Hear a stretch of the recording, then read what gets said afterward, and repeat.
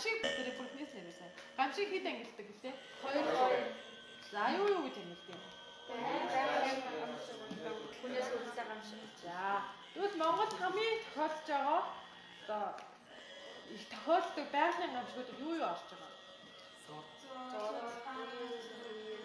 Хүнээс гаралтай гамшигууд манай Монгол орнд яг ямар гамшигууд амар тохиолдоод байна?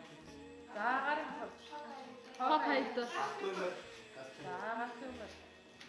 За энэ маань бурхан болсон хавч гэж байна.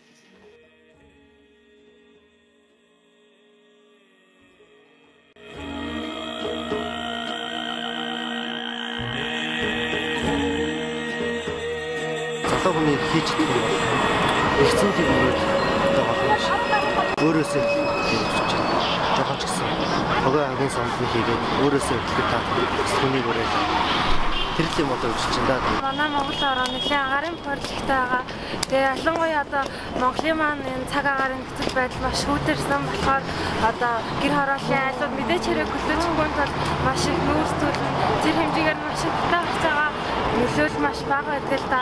Одоо дээд албан тушаалнууд маш хөндөр их нөлөө үзүүлж чаддаг хараа залуу хүмүүс бидний хувьд бол таваа хийнэ. Тэгээд яг л бас дээрээс нь мод тарих зүйлсээ гэх юм бол нэмэр оруулах гэж бодож байна.